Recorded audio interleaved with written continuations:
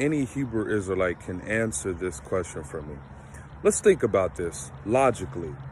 Now, if we really look at it, if slavery, Jim Crow, KKK, all the different things that happen to black people, let's say it happened to Asian people, okay? Let's just say that as an example, that slavery happened to Asian people. Would there be Hebrew Israelites? Would there be 5%ers? Would there be Nation of Islam? Would there be all these other religions that are within the, some religions, the majority of them are cults in the black community? If slavery never happened to black people, Hebrew Israelites would not have any type of foundation. It would just be quicksand, and which it is quicksand, because the only basis of why the Hebrew Israelites believe what they believe and do what they do is because of slavery. So if slavery never would have happened, they wouldn't have a religion. Shalom. First and foremost, I want to start off by giving all praises, honor, and glory to Yahweh, Bahashem, Yahushai, Bahashem, Ruach Kodash. Double honors unto the apostles, bishops, and elders of the great millstone who taught us his truth. Shalom also to the Akim, pushing this word in sincerity and in truth. And to the speckled bird across the four corners of the world, and to the few sisters who are listening, to you I say Shalom. Lord willing, this will be an edifying lesson on the brother Khadasha from the GMS Chicago camp, coming back at you with another lesson.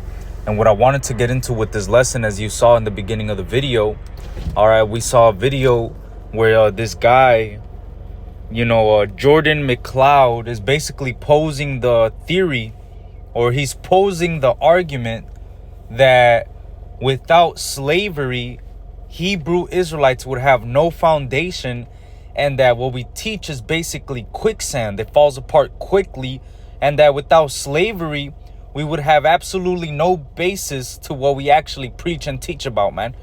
All right? So he's basically trying to say that without slavery, we have absolutely no foundation. All right?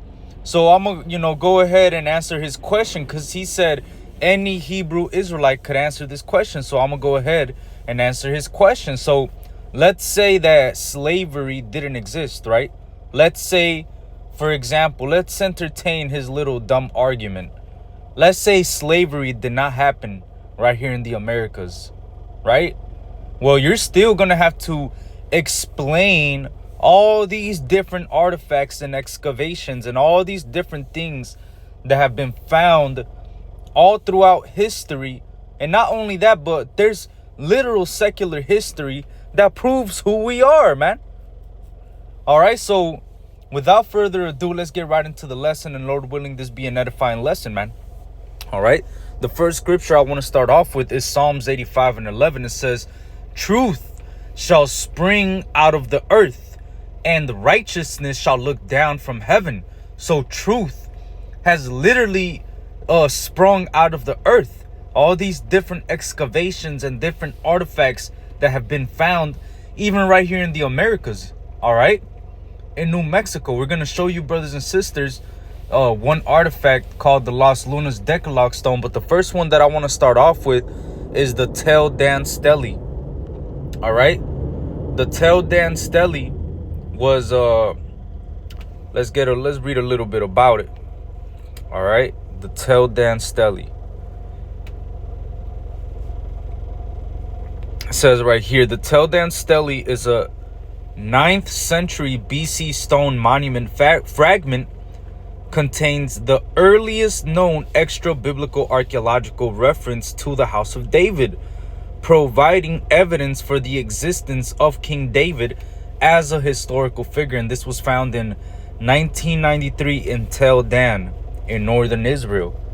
All right, and when you actually look at the stone, all right, it's written in the Paleo Hebrew, which, starting with the apostles and elders right here at Great Millstone, we believe through faith that the Paleo Hebrew that we speak, the Lashawan Kodash, is the pure tongue, the pure language that the Lord would return unto his people in the last days to call upon his holy, true, and powerful name, which is Yahweh. And as you can see right here, this was found in 1993, and it's written in the Paleo Hebrew. And down here, it says Bayath Dawadah, which means house of David. All right. So let's get some scriptures. It says right here in the book of Zephaniah 3:9, it says, "What? For then will I turn to the people a pure language, that they may all call upon the name of the Lord to serve him with one consent." So we believe through faith that starting right here with the apostles and elders that have been preaching this truth for 40 plus years, the apostles and elders, through faith, we believe right here at Great Millstone that we have the pure language, which is the Lashawan Kodash, which is the Paleo Hebrew. All right.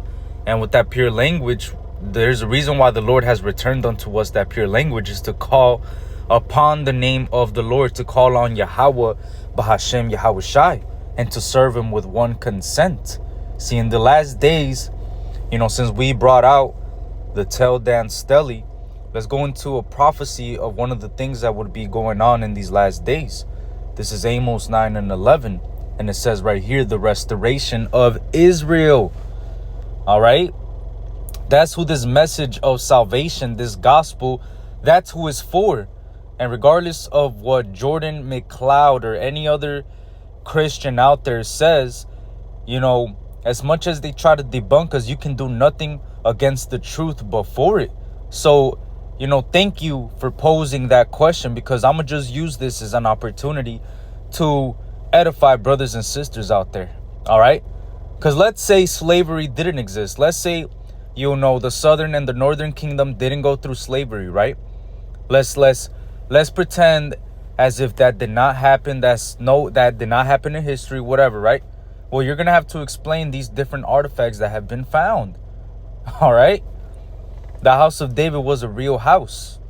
And that's what's being raised up in these last days. That's what's being restored through this gospel, through this good news. The house of David, the tabernacle of David. Let me just read it. This is Amos 9:11. "And that day will I raise up the tabernacle of David that is fallen, and close up the breaches thereof. And I will raise up his ruins, and I will build it as in the days of old." So the Lord said that in those days, in that day, he was going to raise up the tabernacle of David that is fallen.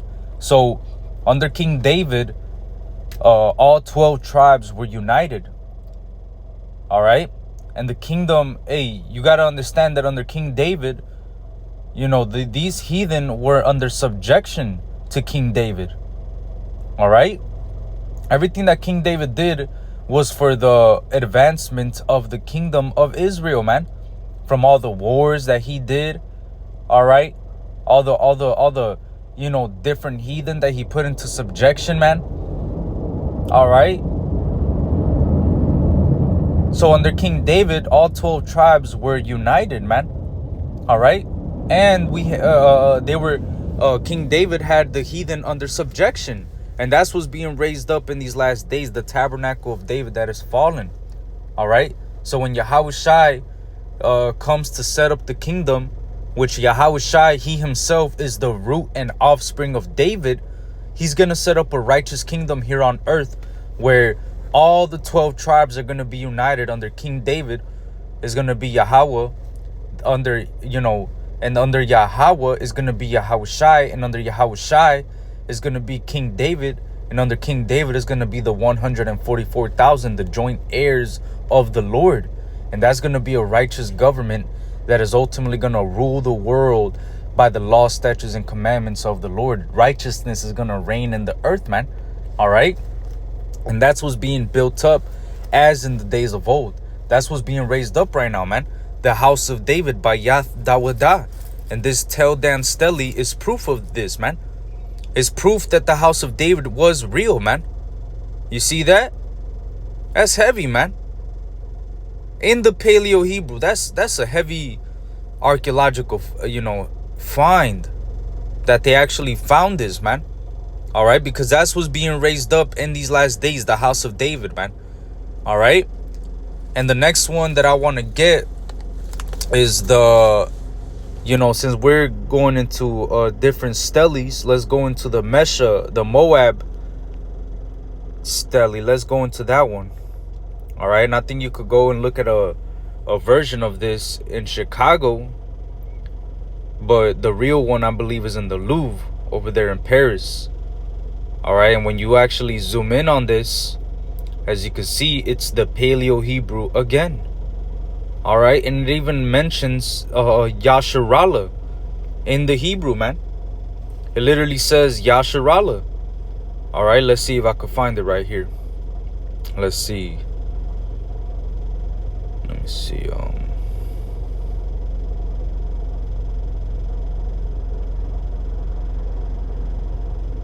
Yup, right there, man.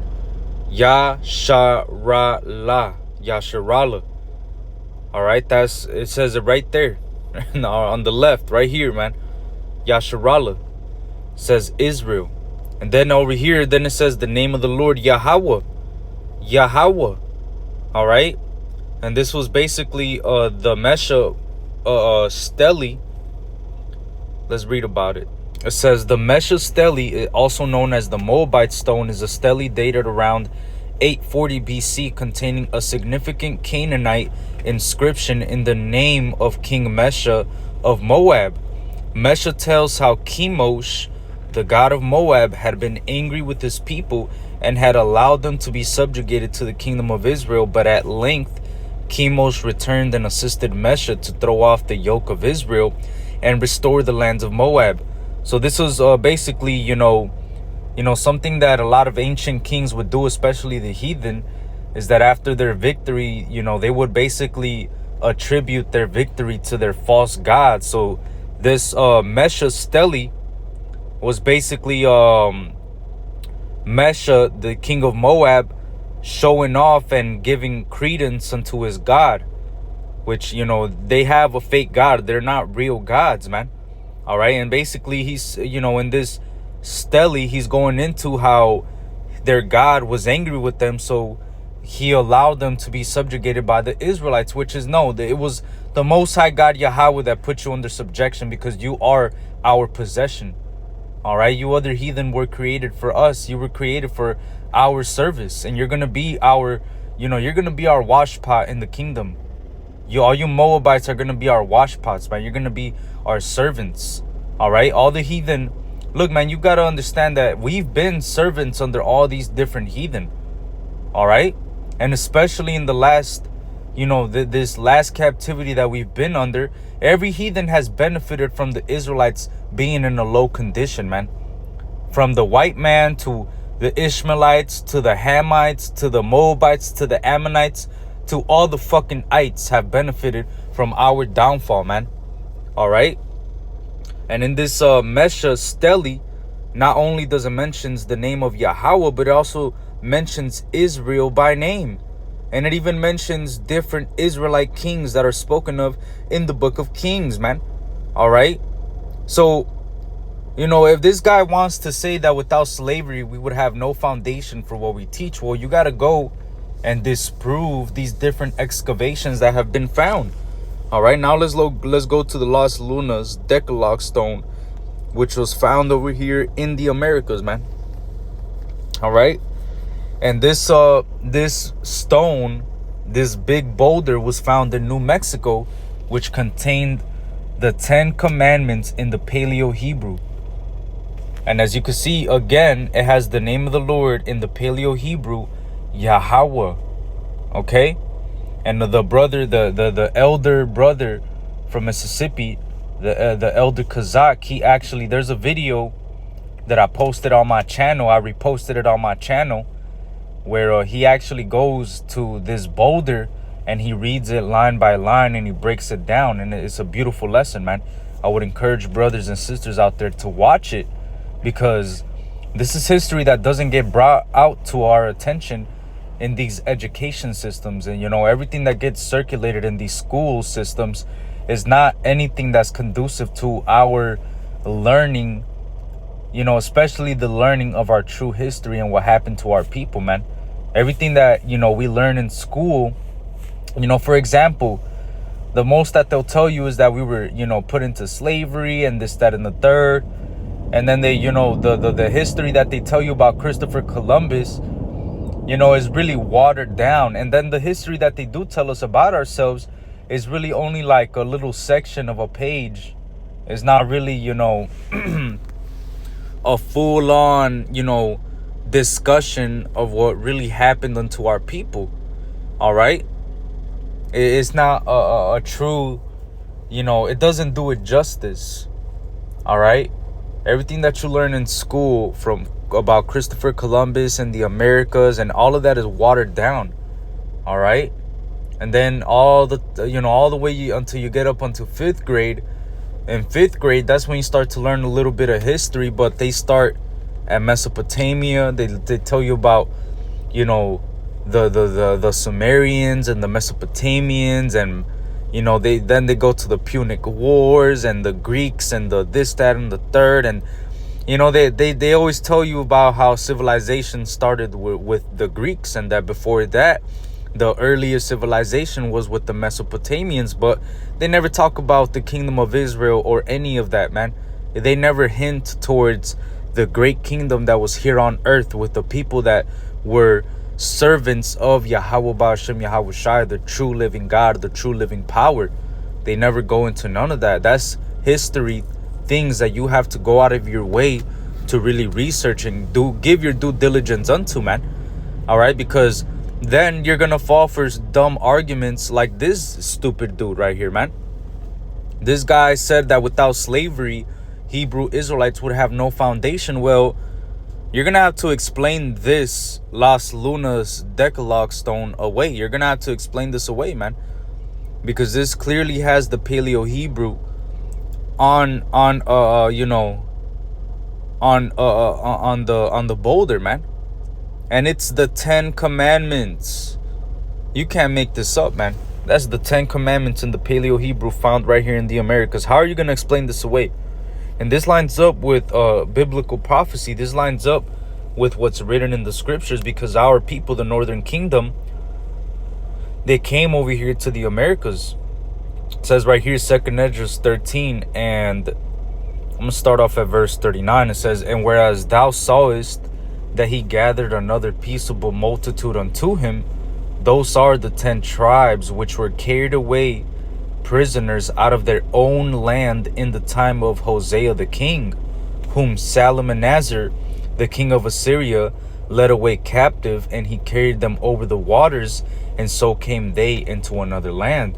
So just to give, some brief history about that, the Northern Kingdom was taken into captivity under the Assyrians, man. All right, under Salmanaser, king of Assyria. And when we were in subjugation under them and brought into that other land, this is what our people purposed to do. This is verse 41. "But they took this counsel among themselves, that they would leave the multitude of the heathen and go forth into a further country where never mankind dwelt, that they might there keep their statutes, which they never kept in their own land." And what you got to understand is that the Northern Kingdom, up until this point, when they got into, taken into captivity under the Assyrians, something you got to understand is that our people, the Northern Kingdom, especially the kings that ruled the Northern Kingdom, they were wicked, man. They were setting up all these groves and all these different idols that they were worshiping, and then the first king over them, which was Jeroboam, when the kingdom was divided it was divided to Rehoboam and Jeroboam. All right, Jeroboam was the king of the Northern Kingdom, and he set up 2 golden calves, man. All right, here it is, in the wilderness, when Moses was getting the laws and so on and so forth. They set up 1 golden calf, but under Jeroboam they set up 2 golden calves, man. So he doubled down on the wickedness, man. And from there, the Northern Kingdom was just into all types of wickedness, man. All right, all types of different gods. They were worshiping all these different idols, man. So they were breaking the law, statutes, and commandments in so many different ways, man. And so when they got taken into captivity under the Assyrians, you got to think about how terrible that actually is, man. The Assyrians were a very terrible, group of heathens. The way that they would torture people, the way that they would go to war, the way that they would, man, it was just fucking demonic, man. These Assyrians were very demonic in the way that they would kill. It was a very demonic, but the Lord, Jake was so wicked that the Lord delivered us under them to be in captivity under the Assyrians, man. See, Yahweh Ba'ashem Yahweh Shai is not to be played with, man. This is what happens when you provoke Yahweh Ba'ashem Yahweh Shai to anger, man. He delivered us into the hand of the Assyrians. And so when we were in that land, we purposed among ourselves to what? Go into a further country where mankind never dwelt, that there they might keep the statutes which they didn't keep in their own land. So that's why they came to the Americas, and the Las Lunas Decalogue stone is actual proof of this, man. That, when the Israelites touched down over here in the Americas, the first generations were here with the intention of what? Keeping the law, statutes, and commandments, which they didn't keep in their own land. And this Las Lunas Decalogue stone is proof of that, man. All right. And then obviously, later down the line, Jake got simple and started worshiping all these different idols like the Native Americans. The Native Americans damn near got a spirit for everything, man. All right. The northern, the Aztecs and the Mayans and all these different, when you start going into Central America and then South America, man, the different types of gods that the Incas and the Mayans and the Aztecs, it was a bunch of different gods, man. Going the fuck off. All right. And then they would actually offer up sacrifices to those gods, man. So, when our people first came to the Americas, they came with the intention of keeping the laws, but afterward they got simple, man. All right, that's why the Lord judged the northern kingdom in the manner that he did. Let's keep reading. This is 2nd Ezra 13:43. And they entered into Euphrates by the narrow places of the river, for the Most High then showed signs for them and held still the flood till they were passed over. For through that country there was a great way to go, namely of a year and a half, and that same region is called Arsareth. All right, and that's very important to know, because Arsareth was identified by Christopher Columbus to be the Americas, which in school, one of the lies that they tell you, and they constantly, because they don't teach about Christopher Columbus anymore to children. All right, my nieces, every time, September or the new school year starts and they give them homework, sometimes I help them with their homework, and they don't teach about Christopher Columbus anymore, man. I was asking her, what happened to Christopher Columbus? Do you know who Christopher Columbus is? And so on. And she told me, nah, we don't know who that is. So they don't teach about Christopher Columbus anymore, man. But what when they did, when they still had that information circulating in the school systems, they would tell you that Christopher Columbus was looking for spices and that he was looking for India, and that he somehow discovered the Americas, had a picnic with the Indians, ate a big turkey, and they all had a good time, and it was fun. And, from there he discovered the Americas, and that was that. But no, he knew what he was coming over here for, man. He knew that he was coming to the Americas. He was coming to the land of Arsareth, where the Israelites would be, where they would be ultimately practicing the law, statutes, and commandments. But by the time that Christopher Columbus touched down in the Americas, our people were going the fuck off, man. All right, our people were going off. And I actually have a book, another document, since we're bringing out all these different artifacts, right? We showed you the Tel Dan Stele, we showed you the Las Lunas Decalogue stone, we showed you the Mesha Moab, Stele. All right, where he mentions Yasharallah in the Paleo Hebrew, and also Yahweh in the Paleo Hebrew. And not to mention that the name Yahweh is also in the Paleo Hebrew in the Las Lunas Decalogue stone, man. All right, so there's there's more than enough proof.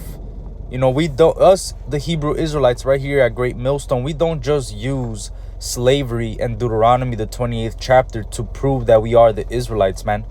All right? We don't just use that to prove that, you know, that's our nationality, that's our true heritage. Although, you know, the history of what happened to us in slavery, combined with the artifacts, combined with all the different excavations, combined with all the different books and extra biblical archaeological evidence that has been found, all right, it all links up together to give you a whopping punch of 100% truth, man, that most of you Israelites deny. No matter how much, look, man, no matter how much archaeological evidence you show to Jordan Mccloud, he's not going to be convinced. All right, really, I'm using this opportunity to edify the brothers and sisters out there that are hungry for the truth, man. Because at the end of the day, I could show you the Tel Dan stele, I could show you the Mesha Moab stele, I could show you this, I could show you that, I could show you how the Native Americans had this, how the Native Americans spoke Hebrew, how they did this, how they did that. All right, and that's still not going to be enough evidence to prove and show that this dude, you know, that this dude just doesn't believe, man. All right. And that's something that us brothers and sisters, you know, when you first come in, that's something you got to understand. No matter how simple you break it down to somebody, if they're not of the elect and they're not predestined to receive this word, they're not going to receive it no matter how simple you make it. All right. No matter how many artifacts you show them, no matter none of that, man. All right. And one thing, you know, when I first came into the truth, something that fascinated me was not only, you know, the way that brothers would bring out the precepts, you know, every precept, the brothers, the way that they would teach over here in the Chicago camp, man, brothers were going precept upon precept, line upon line, here a little and there a little, breaking down every precept, man. I was just getting watered with so many precepts, and I was just like, man, it all makes sense.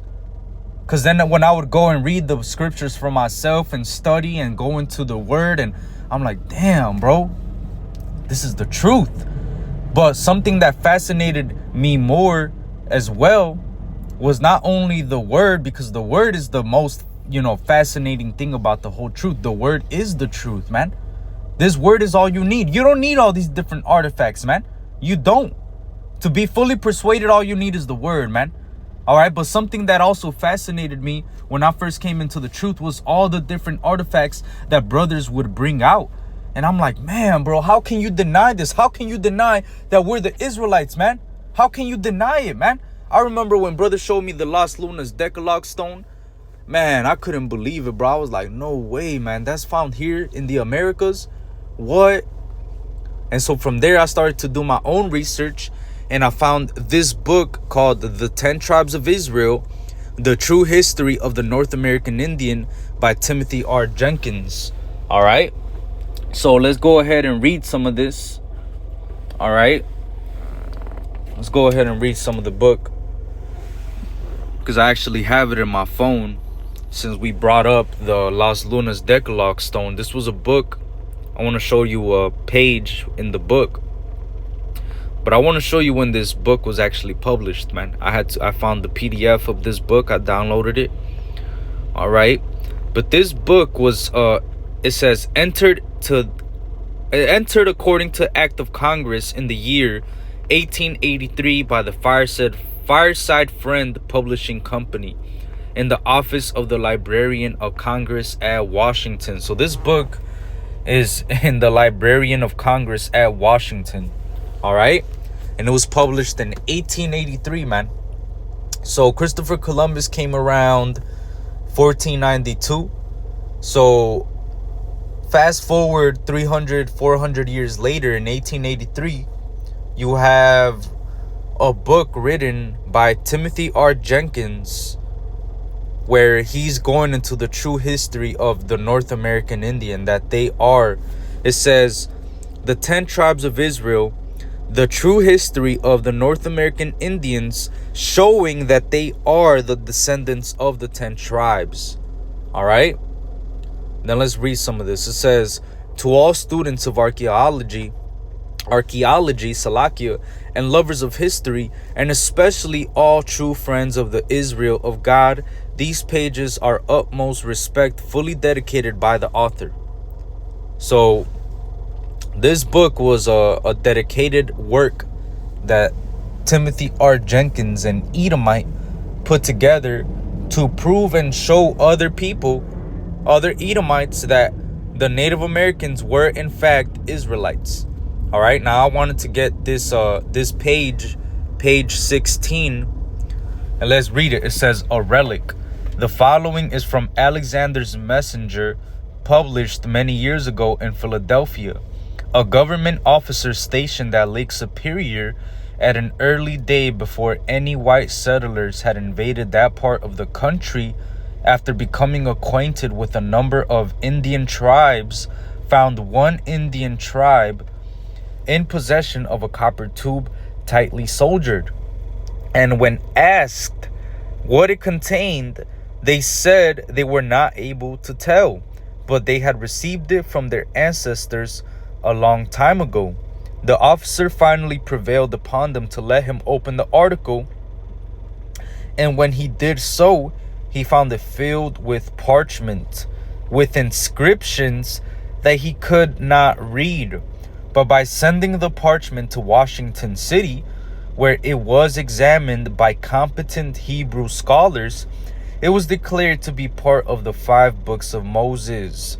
Here we have another link in the chain, proving that the Hebrews were here many years before the white man came to this continent, and that the present North American Indians are their descendants. And they plainly say it, man. And these are books published during the 1800s, man.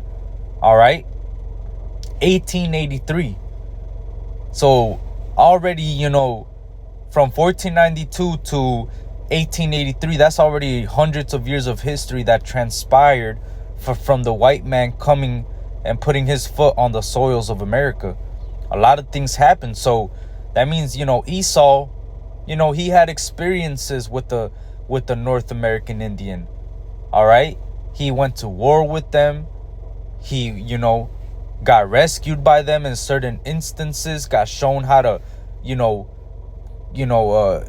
plant certain foods. And sometimes when their people were struggling, they would come to our people for aid. And, that actually happened, man. All right, when you read certain things that happened in Jamestown in 1619, the first 12 years of the Jamestown colony, those Edomites were suffering, man. Matter of fact, let's prove that.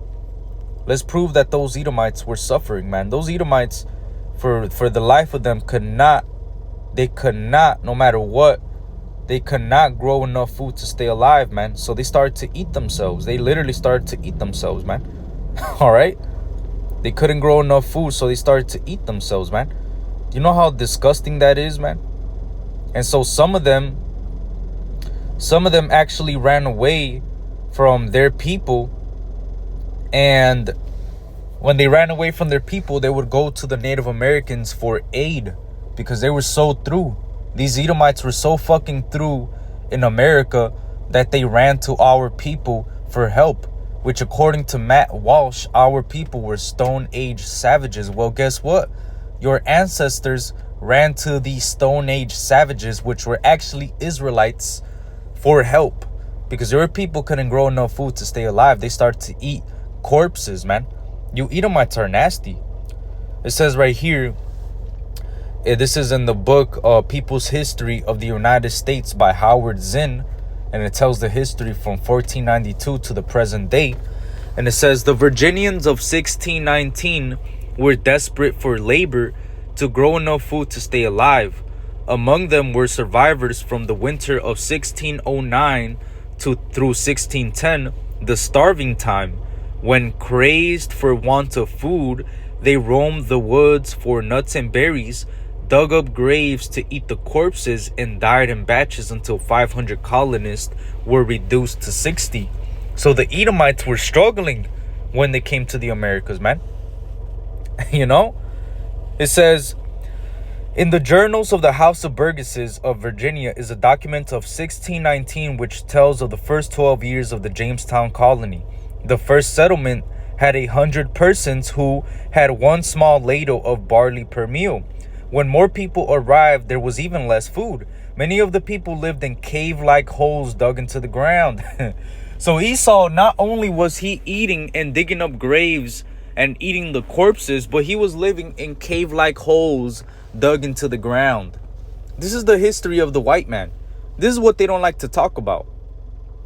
They always want to talk about the Constitution and, Fort Knox and, oh my God, George Washington and the dollar. And nigga, your people were eating fucking corpses and living in cave-like holes dug into the ground. Your people were the true Stone Age savages, man. All right? And it says, and in the winter of 1609 through 1610, they were driven through insufferable hunger to eat those things which nature most abhorred, the flesh and excrements of man. So they were eating shit. They were eating poop and flesh. They were eating people, man. It says, as well of our own nation as of an Indian, digged by some out of his grave after he had lain buried 3 days, and wholly devoured him. Others, envying the better state of body of any whom hunger has not yet so much wasted as their own, lay wait and threatened to kill and eat them. One among them slew his wife as she slept in his bosom, cut her in pieces, insulted her, and fed upon her till he had clean devoured all parts, saving her head. And these are real documents that could be read, man. All right, this is real history of the white man. They were so hungry, they were killing their wives, cutting them into pieces, salting the pieces, and then eating them, man. That's fucking bugged out, bro. Let me read this part. This part, it always makes me laugh a little bit. All right, because it makes me realize that ultimately, these Edomites, bro, when they came to the Americas, they really thought that they were advanced. They thought that they were superior unto us, but they quickly found out that all their technology and everything that they thought that they knew, it was really, nothing in comparison to how the Native Americans were living off the land. All right. Which eventually, though, these Edomites came to the conclusion that these were Israelites, man. So it says right here in the red part, it says, if you were a colonist, you knew that your technology was superior to the Indians. You knew that you were civilized and they were savages, but your superior technology had proved insufficient to extract anything. The Indians, keeping to themselves, laughed at your superior methods and lived from the land more abundantly with less labor than you did.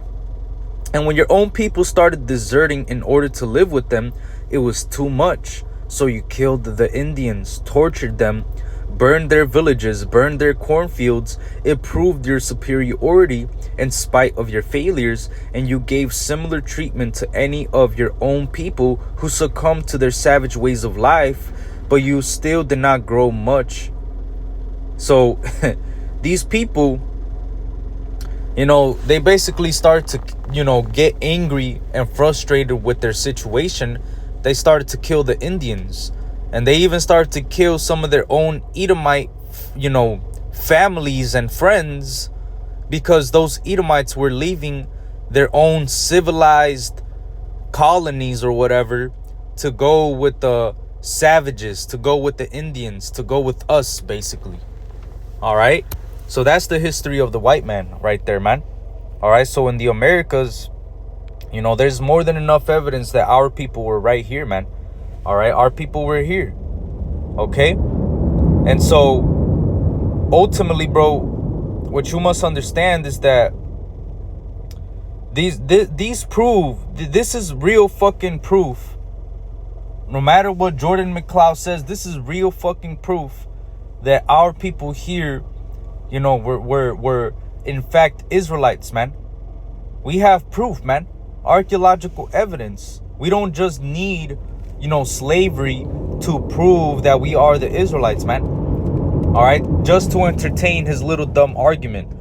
Because without slavery, he said, without slavery, we have no foundation for what we teach. Well, we just showed you a bunch of different, a bunch of different evidence that has been found throughout the world, man. The Tel Dan Stele, the Mesha Stele, the Las Lunas Decalogue Stone. We showed you a book. All right. Now I want to read this. This is from the book The Negroes and the Jews by Lenora E. Burson. And this is from page 212. It says, the Negroes' claim to be Israelites is legitimate. The land of Israel is located in Western Asia and borders on North Africa, which Elder Malcolm always brings out that information. He always makes the point that that land over there is fraudulently called the Middle East, and that it is, in fact, Western Asia. All right. I have a map from Greece in the Cambridge. I have a Cambridge history book.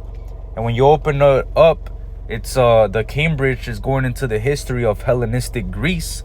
And when you open up that Hellenistic Greece map, it says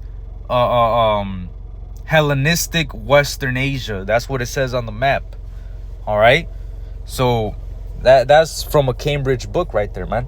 All right, so so it says right here, all the native inhabitants of that region were non-white. When Spain expelled its Jews in 1492, many of them went to Africa. It seems probable that some of them were brought later to America as slaves. The spirituals never sing of African rivers. It's always the Jordan or the Red Sea. They don't sing about African chiefs or kings. It's David or Moses or some other Israelite characters from the Bible. All right, and that's from a white woman, which you 2/3, especially Jordan Mccloud, he loves Christianity so much, right?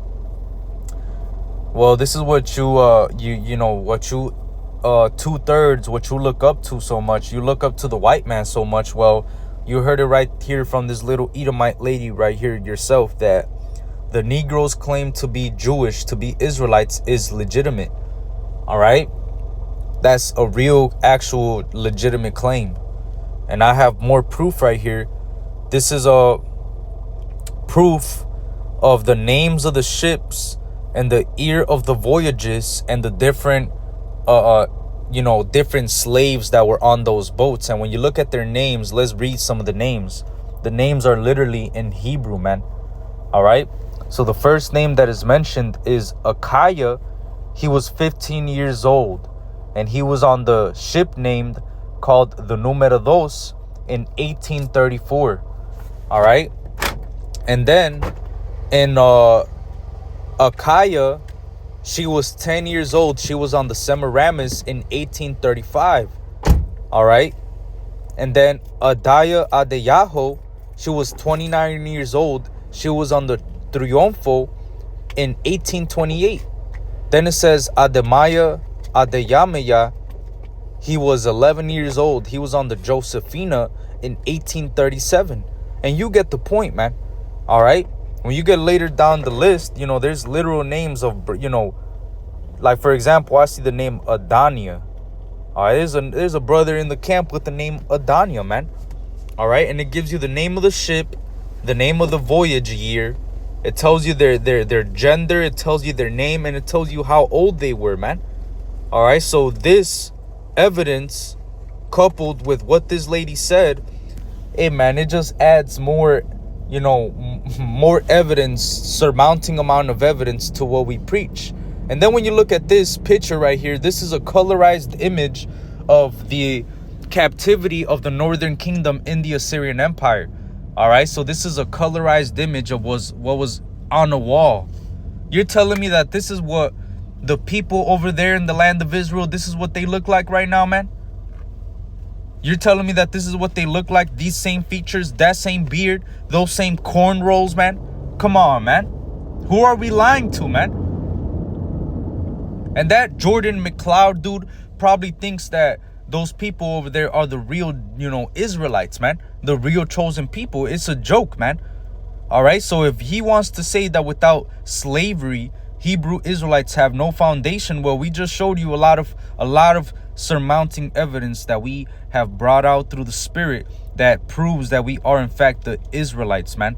All right? And we don't need none of those things to prove it, man. We already have the truth. We have the 100% truth, man.